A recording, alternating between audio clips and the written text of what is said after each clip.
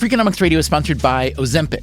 Innovation happens through rethinking what's possible, and when it comes to GLP-1s, Ozempic pill does just that. Learn more about Ozempic semaglutide tablets, 4 and 9 milligrams, by calling 1-833-OZEMPIC or visit Ozempic.com to view the medication guide and ask your doctor what's possible with FDA-approved Ozempic pill.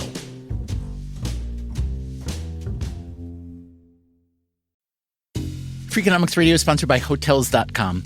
Hotels.com gives you access to hundreds of thousands of hotels worldwide, and when you join for free, you can save up to 20% instantly with member prices.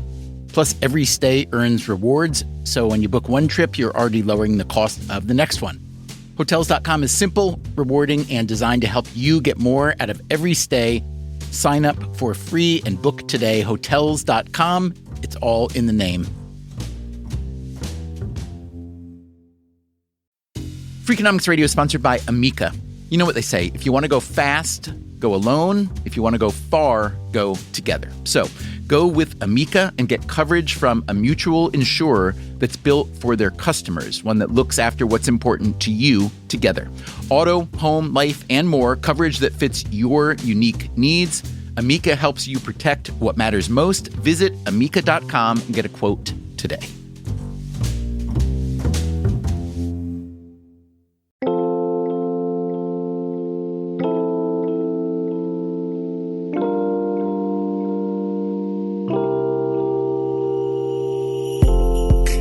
Hello, Freakonomics Radio listeners. The holidays are a lot of fun, of course, but they also bring stress, and around here, they bring some unrealistic demands. Unrealistic, at least in my view. The elves who make this podcast have demanded a 2-week holiday. I know, right? Anyway, that means that we are regifting this episode. We first put it out last April, and since then, nearly 2 million people have listened to it. It's called How to Be More Productive, so I guess that's why. Hope you enjoy it, whether this is your first listen or not, and happy holidays.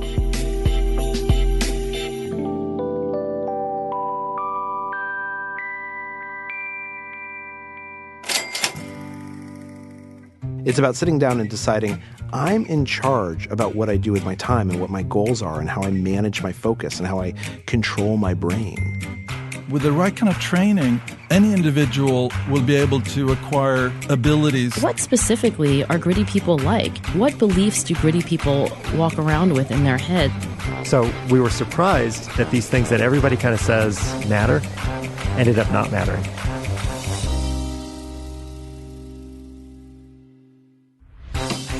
So, Levitt, I don't know if you know, but it is Self-Improvement Month at Freakonomics Radio.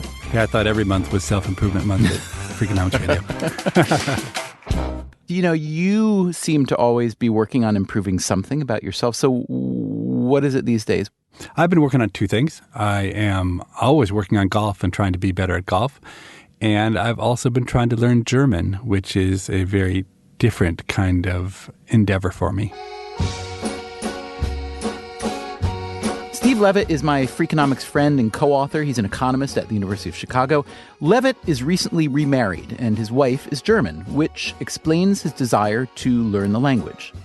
Talk about how you learn. Are you self-taught or not? I am primarily self-taught, but you know that one thing I value very highly is enjoyment and happiness, and I'm definitely willing to sacrifice being a better German speaker in order to actually enjoy the German practice I do. So in some ways, it's probably the exact wrong message to send to the people who are listening to this podcast. but I still think there's some truth to it, right? One of the things that's overlooked about learning a new skill is that the only people who ever get good are the people who keep on doing it. And most people quit, probably rightly quit, because it looks enticing from the outside and isn't that much fun when they actually start trying to learn a new skill. But for me, with German, I definitely have been of the mind that it has to be fun.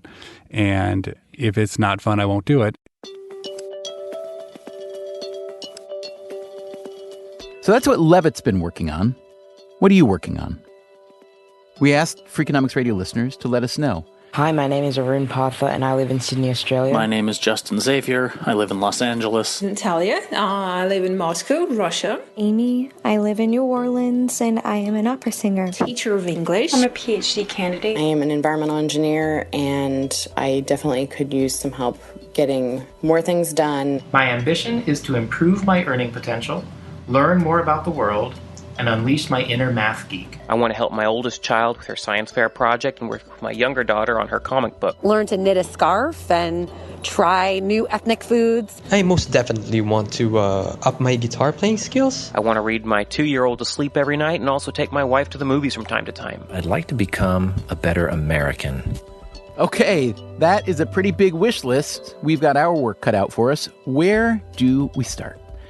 Let's start with this guy. Okay. My name is Charles Duhigg. Duhigg is a reporter and editor at the New York Times. And the author of The Power of Habit, and more recently, Smarter, Faster, Better, The Secrets of Being Productive in Life and Business. So, Charles, when we put out a call out to Freakonomics Radio listeners and told them that we were working on self-improvement in several realms, productivity with you, but also expert performance with Anders Ericsson. And we asked people to tell us what they were most wanting to improve in their lives. I think productivity probably outpaced the others, maybe 3-1 combined. Wow. So plainly, the appetite for this is just off the charts. And it got me wondering about why that appetite is so large. I think it's because our experience matches so poorly with our expectation. Right? We're living through this age where they keep on telling us, look, we have all these devices for you now, right? We have email and we have a communications revolution and we have computers in everything that you can possibly touch. And the idea should be that life gets easier. And instead, it's just getting harder and harder. And that doesn't seem like how things are supposed to go. So how are things supposed to go? We'll get into that right after the... Here, bark it with me. From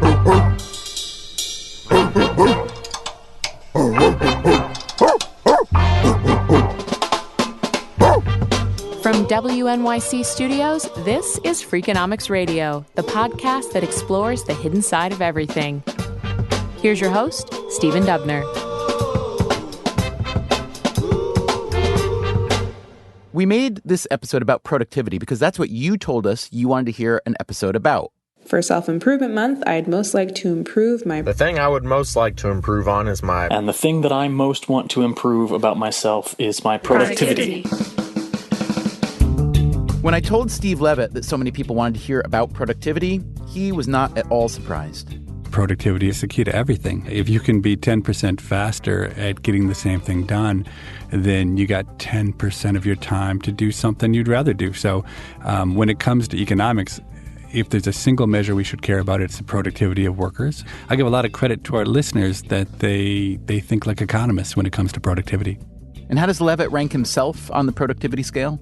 I'm actually a strangely productive person, and I'm not quite sure why. But you give me a pile of stuff to do, I get it done quickly.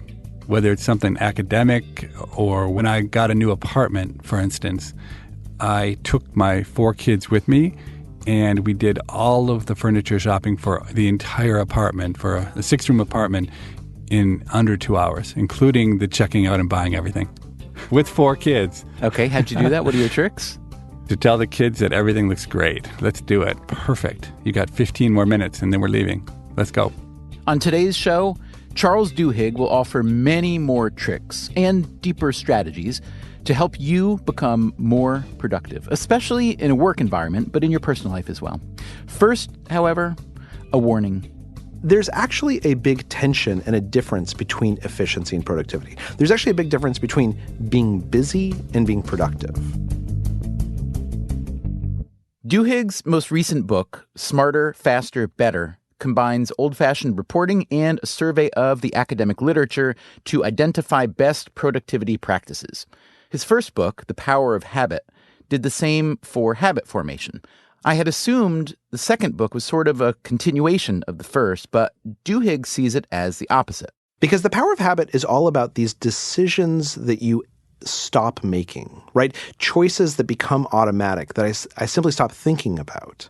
Whereas productivity is about re-grabbing control over the choices. Instead of simply reacting to what's in my environment and all the cues around me, it's about sitting down and deciding I'm in charge about what I do with my time and what my goals are and how I manage my focus and how I control my brain.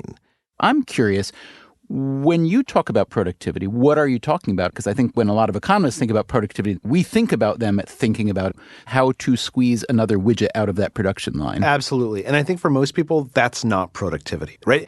I think what's important to realize is that productivity means different things in different settings. And it's not necessarily what economists mean when they say just getting more widgets out of each machine each hour or more cars off the assembly line for every hour that someone works. Instead, what it means is helping people figure out how to achieve their goals with less waste and less anxiety and less stress and more opportunity to actually enjoy what they want to enjoy. So for some people, that might mean that I'm able to like blow through, 30 emails in 30 minutes and get to inbox zero. But for other people, it means I get to take my kids to school without having to rush, and I still feel okay when I get to the office. But most importantly, what productivity really means is it means a different way of thinking.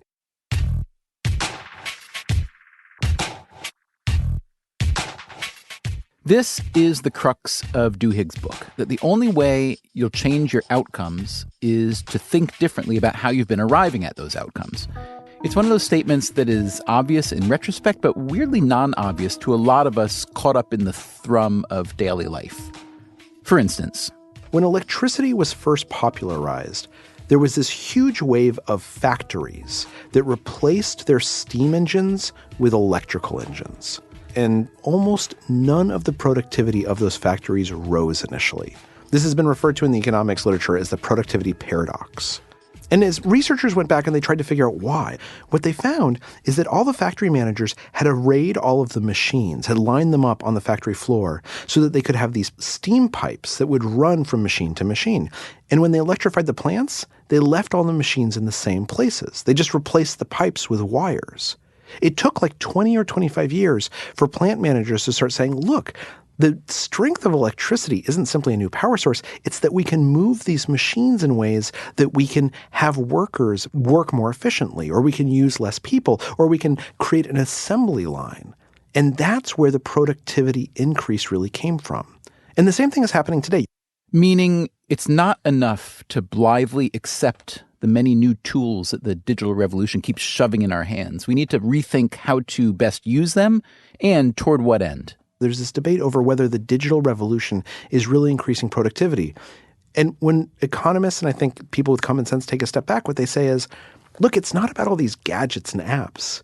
It's about learning new ways to think about possibilities, new ways to think about our capacity for work. And when that really gets spread through the population, that's when productivity really increases. That debate about how much or even whether the digital revolution is actually increasing productivity has been playing out here on Freakonomics Radio. One episode we did was called Yes, the American Economy is in a Funk, but Not for the Reasons You Think. Another was called How Safe is Your Job? Those conversations dealt mostly with the macro view. But hey, we're all self-interested animals, aren't we? So you want to know what the digital revolution means for you. All of us only have 24 hours each day, but some people seem to get a lot more done within that 24 hours. And they seem less stressed and sort of worked up about it. And the reason why is not because they're kind of hacking themselves or they're pulling strings. They're not really focused on efficiency. What they're focused on is trying to figure out what are the right goals that I should be chasing after. Now, before we get into the specifics of what leads to a more productive life, whether in work or in the personal sphere, persuade us that the examples you'll be using and the data that you'll be presenting aren't cherry-picked. In other words, persuade us that you're not just telling success stories and then reverse engineering them to present seemingly causal factors that might, in fact, be nothing more than correlation and perhaps even just coincidence. I talked to, 400 or 500 people for this book. And I had this basic rule, which was that when someone told me something that they felt made them more productive, that I wouldn't include it in the book unless it seemed to be universal. And so if I talked to 400 or 500 people, I probably heard 300 different ideas about how to increase productivity. But what I would find is that one set of ideas would work for a group, and then another group would say exactly the opposite. So a good example of this is like the fanatical devotion on one goal at all costs. When I talk to people in Silicon Valley, they would say, here's the most important thing in being productive is that you choose like one outcome and you just remain persistent. And then I would talk to people in big companies and they would say, here's the thing about being productive. You have to be flexible. You can't commit yourself to one goal. And this happened again and again and again, except that I did notice that there was this small handful of consistent ideas that kept on coming up. As I boiled through all of these stories and all of these papers that I was reading and all of these experts, there were really only 8 things that came up again and again and again. Okay, as you heard, according to Charles Duhigg and his band of productivity freaks, there are 8 key tools or skills. And they are... I believe we need a sound effect here, please. Thank you. Number 1, motivation. We trigger self-motivation by making choices that make us feel in control. The act of asserting ourselves and taking control helps trigger the parts of our neurology where self-motivation resides. Focus. We train ourselves how to pay attention to the right things and ignore distractions by building mental models, which means that we essentially narrate to ourselves what's going on as it goes on around us. Goal setting. Everyone actually needs 2 different kinds of goals. You need a stretch goal, which is like this big ambition, but then you have to pair that with a specific plan on how to get started tomorrow morning. Decision making. People who make the best decisions tend to think probabilistically. They envision multiple, often contradictory futures, and then try and figure out which one is more likely to occur. Innovation. The most creative environments are ones that allow people to take cliches and mix them together in new ways. And the people who are best at this are known as innovation brokers. They're people who have their feet in many different worlds, and as a result, they know which ideas can click together in a novel combination. Absorbing data. Sometimes the best way to learn is to make information harder to absorb. This is known in psychology as disfluency. The harder we have to work to understand an idea or to process a piece of data, the stickier it becomes in our brain. Managing others. The best managers put responsibility for solving a problem with the person who's closest to that problem, because that's how you tap into everyone's unique expertise. Teams. Who is on a team matters much, much less than how a team interacts. Okay, you got that? Motivation, focus, goal setting, decision-making, innovation, absorbing data, managing others, and teams. Some of these are obviously more geared toward workplace productivity, but we'll see if we can't smuggle them over the border into the personal realm. I was really taken with your first chapter about motivation, and I wonder if you could talk for a minute about how control plays into motivation. In other words, if I'm a parent wanting to motivate what I think is a lackadaisical teenager in school, what works, what doesn't work, and so on. So in many ways, the foundation of motivation is what's known as the locus of control in psychology.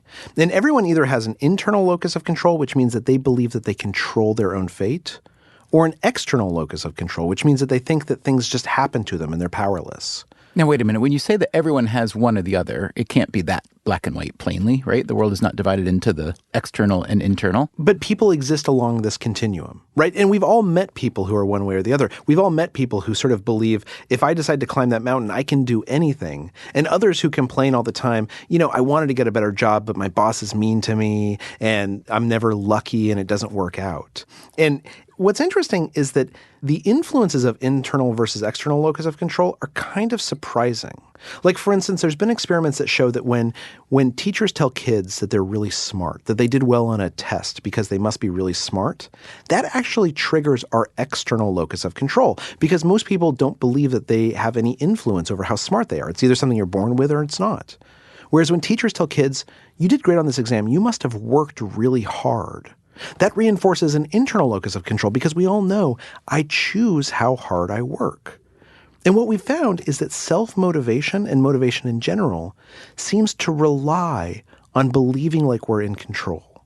Okay, so the implication is that there's a certain kind of compliment or praise that is more powerful or that leads to higher productivity, yes? That's exactly right. What we know is that you can train people to believe that they are in control of their own life, and more importantly, to get them addicted to that kind of pleasant sensation that comes from being in control. One of my favorite examples of this is something that Mauricio Delgado, a neurologist, mentioned to me, is driving down the freeway. You know, when you're like stuck in traffic on the freeway and you see an exit and you know that it would take just as long to get home by taking that exit, but like your brain wants you to like turn the wheel and take the exit even though like it won't get you home any faster. That's because we learn this kind of almost emotional pleasure that comes from taking control. You can see how you can practice this as an individual, but institutions are trying to improve as well.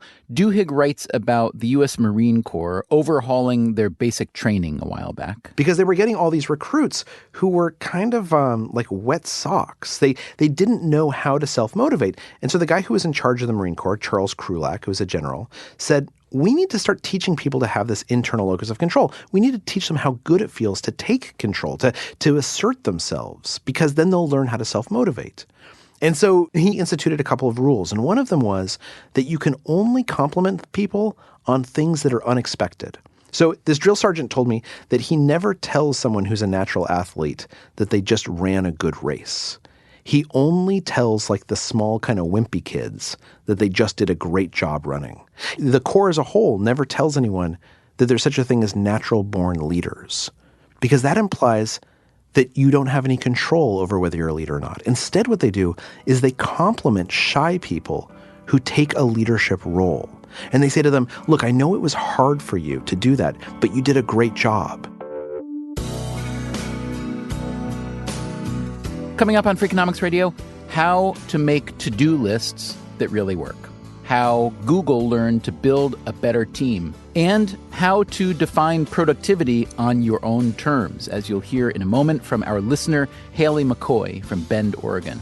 I love Haley's level of self-examination, and I especially love how many times she can say the words productive and productivity in one sentence and still make perfect sense. Hi, Freakonomics.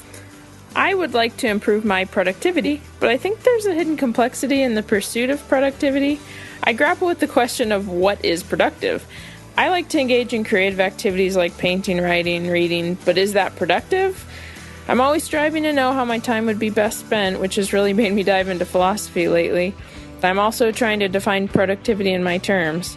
I guess I'll try to be productive in defining productivity for myself so that I can start being productive.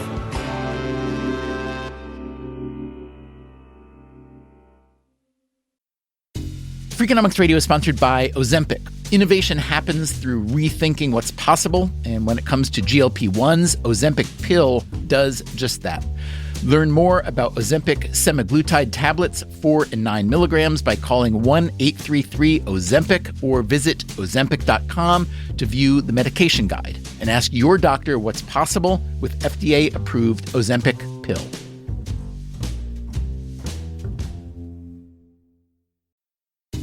Freakonomics Radio is sponsored by Southern New Hampshire University. The best investments are the ones you make in yourself, and no one knows that better than Southern New Hampshire University. With more than 200 online degree programs, no set class times, and low online tuition, Southern New Hampshire University is built to fit your life today and set you up for success tomorrow. Education is an investment. Why not make it a smart one? Apply for free at snhu.edu/Freakonomics.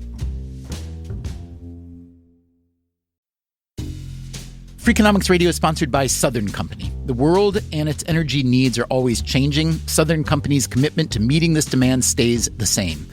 That's because Southern Company believes energy is more than a utility, it's what powers possibilities. So they are looking ahead and investing $80 billion in infrastructure upgrades and are committed to fueling growth in ways that benefit all customers so that reliable and affordable energy is accessible for generations to come. Go to southerncompany.com to learn more. Southern Company, building the future of energy.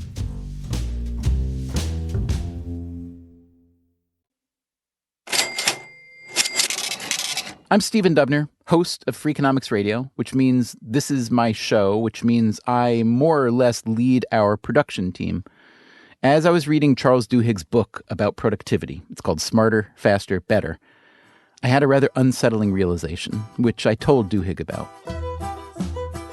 In the chapter on teams, you write at some length about the qualities of a good team, but particularly the qualities of a leader of that good team. You write, teams need to believe that their work is important. Teams need to feel their work is personally meaningful. They need to have clear goals and defined roles. Team members need to know they can depend on one another, but most important, teams need psychological safety. So I have to say, when I read that list, I realized that I am the world's worst leader imaginable. That I don't do any of that. I don't think about it. Well, I would actually guess that you're better than you're letting on. You would guess wrong, I'm going to tell you. And you should speak with the other people on my team, and they'll back me up. But I think you hit on something really, really powerful, which is that list of things that you just read, they are not efficient. So one of the things that's really important about creating the right group norms that make a team productive is that everyone has a chance to kind of socialize with each other a little bit, right? Because you want to create this high average social sensitivity, and the only way you do that is to get people to talk about their lives a little bit. Now, we've all had the experience where you go into a meeting and like for the first 5 minutes, people just like talk about their weekend and their kids and who's sick, and they gossip, and you think to yourself, God, can we please just start this meeting? Like, we got business to get done. And I have that same instinct, which is to say, I want to prioritize efficiency. But study after study shows that if we spend a couple of meetings with that 5 minutes of getting to know each other, over time, our group will actually be much, much more productive. And so sometimes it's about sacrificing the short-term efficiency for the long-term productivity. Duhigg's view of productive teamwork comes largely from a massive research project at Google. We are lucky beneficiaries of the fact that Google decided to spend millions of dollars in 4 years trying to figure out how to build the perfect team. Google is consistently named among the best American companies to work for. And they spent a lot of that time thinking that, like, the question was, who do you put together? Do you put introverts and extroverts? Do you want people who are friends away from the conference table? Or do you want, a flat leadership system, or like a really strong leader? You write a little bit further having to do with Google, and I believe it was Laszlo Bock who runs their, what's that division called? The People Operations. Hi, this is Laszlo. Yes, Laszlo Bock, Senior Vice President of People Operations at Google. I'm basically in charge of the care and feeding of our Googlers, our employees, and making sure they get here, they're happy, they're productive, and they stay a long time. Under Bock, Google ran 2 productivity studies. Years ago, we did something called Project Oxygen, and the underlying question behind Oxygen was, do managers matter? And if they do, what can we do to make managers more effective? What can we do to create a place where management is as essential and as helpful as oxygen? Bock says Project Oxygen was useful, but as important as a manager may or may not be, there's the rest of the team as well. So we decided to look at teams as a unit of analysis. And Project Aristotle is all about figuring out how to make groups of people happier and more effective. And Google, being Google, looked at a lot of data. We looked at 200 different teams across every part of Google, every geography, all around the world, in sales, in marketing, in finance, in engineering, everything we were doing.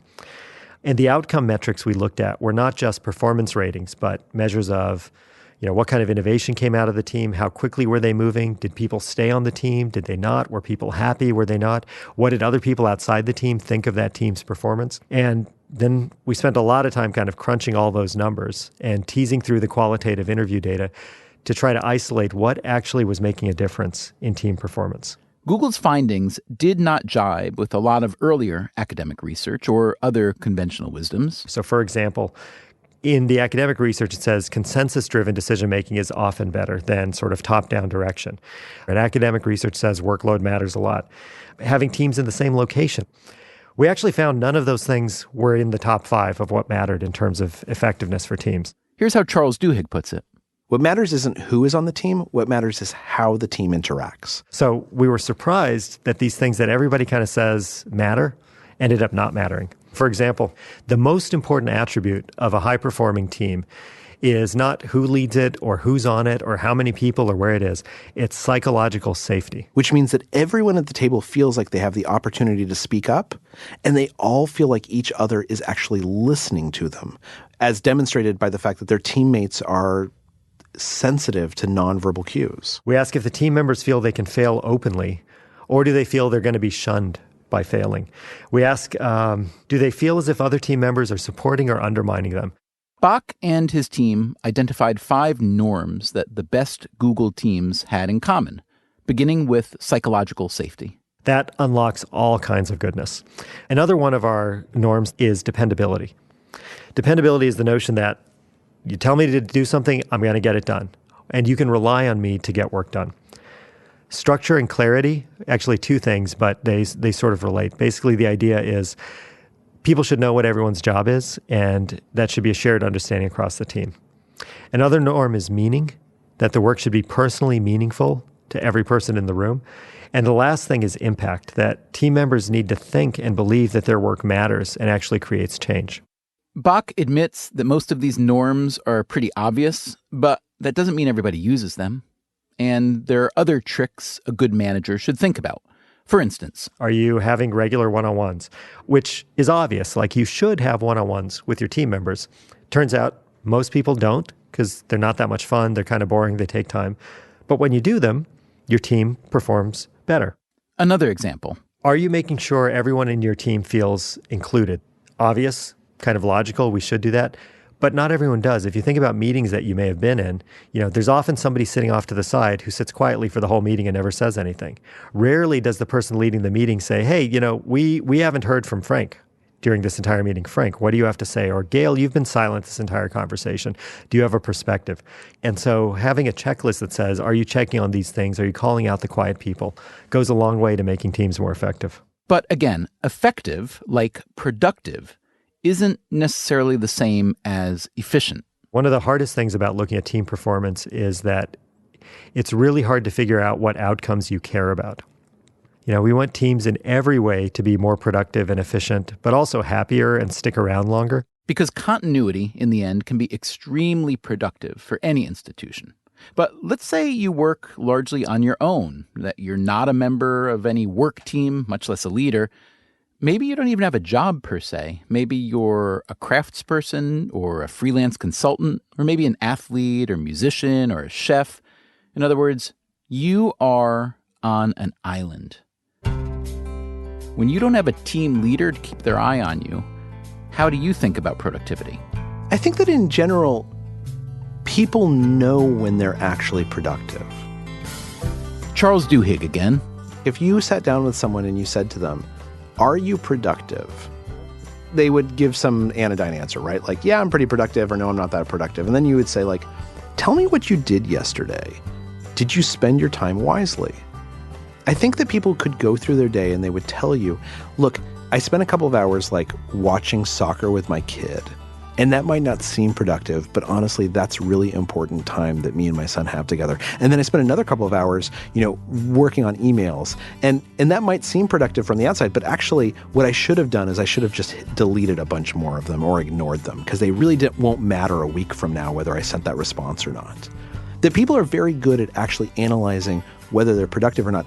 The problem is that very frequently we don't stop to analyze. We don't reflect on what's actually happened. And that part of this idea of managing your own brain, learning how your brain works so that you can take control of your focus and your motivation and how you manage yourself and others, is that it forces us to really sit back and analyze, am I spending my time the way that is really meaningful to me? Or am I simply reacting to other people's priorities and to the busyness of life? One thing that I think a lot of people wonder, especially if they are makers, they're responsible for their own projects, their own income, their own schedules and so on. But even if they're purely managers, even if they're working within a firm, I think a big question is how many projects or ideas seem to be the optimal number. Too few and we may not get much done, too many, and we may never complete any. So what does the science have to say about that? There's actually a really interesting study that was done where a couple of MIT academics got access to hundreds of thousands of emails that this one firm had sent, people were corresponding to each other, and they could correlate it with data on how many projects people were working on and how much profits they were bringing in. And what they found is that there's some people who don't work on enough projects. So they might work on 2 or 3 things at the same time, and they're just not maximizing their opportunities. But there also are some people who work on like 10 or 12 projects at once, and they're stretched too thin. And as a result, they can't spend enough time actually devoting attention to each project. So what was optimal was the people who were somewhere in the middle. But what was really interesting was that the kinds of projects that they chose were critical to how productive they were. Now, you would think that what people would want to do is that they would want to find a bunch of similar projects so that they're doing the same thing over and over, faster and faster and faster. It's exactly the opposite. The people who were most productive were the ones who were seeking out new and different kinds of projects because it taught them something new with each iteration. That's why they would only work on a handful of projects, 4 or 5 at any given time, is because working on something new, it takes a lot of time. To learn takes more time than simply to execute. And yet it turns out that over time, the more you learn, the more value you add. And as a result, the more productive you are. Talk for a minute about writing the perfect to-do list. And I'm curious to know whether you've been able to follow your own advice. I have, actually. So it used to be that I wrote to-do lists, I think like most people did.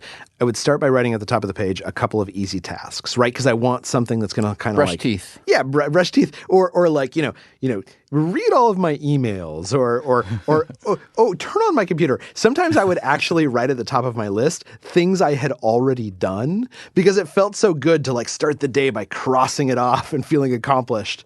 And this is actually, within psychology, this is known as using a to-do list for mood repair. And it's the exact opposite of productive. Because what happens is that I cross a couple of the easy things off, and then I feel like I've accomplished something, and I give myself permission to like go check Facebook. And then 45 minutes later, I pay attention to what's going on again. Okay, fair enough. But let's say there must be some people who react in exactly the opposite direction, no? Some people who kind of feel like the pump is primed, and I've turned on my computer, and I've brushed my teeth, and I've remembered to, breathe, let's say. Having accomplished all that, now I can, buy that new insurance plan I need to for my firm, which is the thing I've been dreading. Sure. And the question then becomes, how do you remind yourself of the bigger task? And so what psychologists recommend is that on your to-do list, you have 2 types of goals. At the top of the page, you write a stretch goal. And a stretch goal should be that big ambition. And then underneath that, you should write something that makes that stretch goal tangible and into a plan. And one of the systems for doing this is this thing called SMART goals, right? SMART, that stands for specific, S, measurable, M, achievable, A, realistic, R, and based on a timeline. T. Smart. The SMART goal system was developed years ago within General Electric. Unlike the big stretch goal, with a SMART goal, you take a component of this big ambition and you say specifically what you want to get done and how you're going to measure it. And is that achievable? Like if you want to do something, do you have to clear your schedule in the morning? Is it realistic? If you're going to clear your schedule in the morning, does that mean that you don't turn on your email at all because you know it's going to distract you? And what's the timeline for getting this sub-goal done? And it's very easy to do this with a to-do list. I do it every single morning, and it takes me 45 seconds to figure out what my stretch goal for the day is, what my SMART goal for when I get to my desk, what exactly I'm going to do right away. It's almost a habit, but it transforms how much I get done. Because if you sit down and at the top of your list it says, go buy the insurance plan for my entire company, and then underneath you have this like very distinct plan, like specifically what you're going to do when you first sit down, how you're going to measure it, what you need to do to make it achievable and realistic, how much time it's going to take. It's really easy to start. You've basically gotten over the hump. That is such a good example. So Charles, it's a little after 5:30 p.m. in the East where you and I are talking. And I'm just curious about your goal for the evening, maybe even your stretch goal for the evening. So some people look at 5:30 and they think cocktail hour. Some people look at 5:30. They think, let me get a little more work done. What's your stretch goal for the night? My stretch goal is to make it home for family dinner. I have to say, my wife and I have established a family stretch goal of having family dinner at least twice a week during the weekdays. And we've worked backwards to reorganize our days so that we can do that. Way to go. Bon appetit. Thanks. And thanks to Charles Duhigg for trying to make all of us a bit more productive. Will it work? I hope so, for me and for you. Let us know if this episode indeed feeds your productivity beast in any meaningful way. You can send your feedback via Twitter or Facebook or the iTunes podcast store or on Freakonomics.com, where you can also find an entire transcript of this and every Freakonomics Radio episode, along with music credits and all kinds of other extras for every episode. You can also send an email to radio@freakonomics.com. I can't promise to reply. In fact, there's a very, very good chance I will not reply, because one way I stay productive is by saying no to just about everything I possibly can. And that includes replying to about 99% of my email. But I do read all of them. So please do let us know if you are getting more productive. And next week on Freakonomics Radio, we asked what talents or skills you wanted to get better at. I would like to get better at asking critical questions, both scientifically and interpersonally. I would really love the ability to become an expert performer. I would like to not hate to work out and exercise. My goal is to propel myself into pretty good improviser status one day. I would love to be able to sing a sappy, romantic song for my wife while accompanying myself on the guitar. But in the spirit of spring in the upper Midwest and the return of golf season, I would most like to shoot below 90 for the first time and then build upon that success. We talked to the pioneering research psychologist Anders Ericsson about deliberate practice, the 10,000-hour rule, and how to get really, really good at just about anything. We find that with the right kind of training, any individual will be able to acquire abilities that were previously viewed as only attainable if you had the right kind of genetic talent. We also try to sort out a little disagreement between Ericsson and Malcolm Gladwell over the 10,000-hour rule. I come from a very musical family. I know what musical talent looks like. I know I don't have it. 10,000 Hours, Malcolm Gladwell, a singing psychotherapist from Denmark, and more. That's next week on Freakonomics Radio.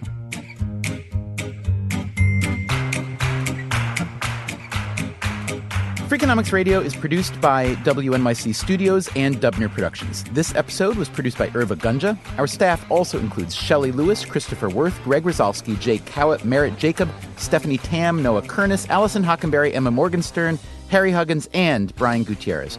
You can find all our previous episodes at Freakonomics.com. You can also subscribe to this podcast on iTunes or wherever you get your podcasts.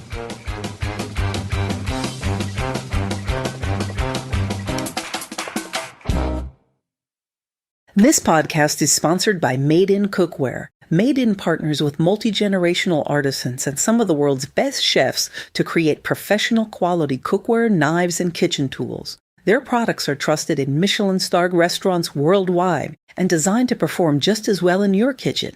From 5-ply stainless clad to carbon steel, every piece is built to last and made to actually make you a better cook. Discover award-winning cookware at madeincookware.com. Freakonomics Radio is sponsored by Vitamix. According to the LA Times, the average American home contains 300,000 items, including a staggering number of appliances. All those gadgets, just clutter. But there's one tool that delivers what a dozen others only promise. From pureeing to chopping, Vitamix blenders bring the power of an entire kitchen to your countertop, offering enduring performance and precision you can count on. In a world full of clutter, do more with less. Visit Vitamix.com and shop now. Hi, I'm Angie Hicks, co-founder of Angie, and one thing I've learned is that you buy a house, but you make it a home. Because with every fix, update, and renovation, it becomes a little more your own. So you need all your jobs done well. For nearly 30 years, Angie has helped millions of homeowners hire skilled pros for the projects that matter, from plumbing to electrical, roof repair to deck upgrades. So leave it to the pros who will get your jobs done well. Angie, the one you trust to find the ones you trust. Find a pro for your project at Angie.com.